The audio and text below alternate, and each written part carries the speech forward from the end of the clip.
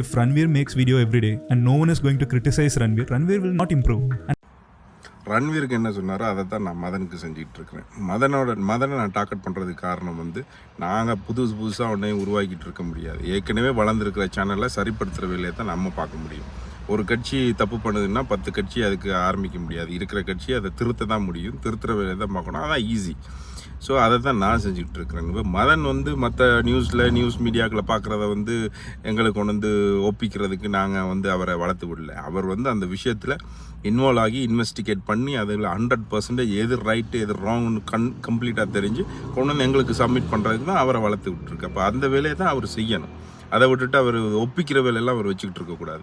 நாங்கள் வந்து திராவிட கூட்டம் கிடையாது, ஆத்து மந்தைகள் மாதிரி அதை நம்பி போயிட்டுருக்கிறதுக்கு. நாங்கள் தமிழர் கூட்டம். அப்போ இந்த மாதிரி கேள்விகள் கேட்க தான் பார்ப்போம். சரியான அவரோட கொடுக்கப்பட்ட தொழிலை அவர் சரியாக செய்யணும். அதுதான் என்னோட கோரிக்கை.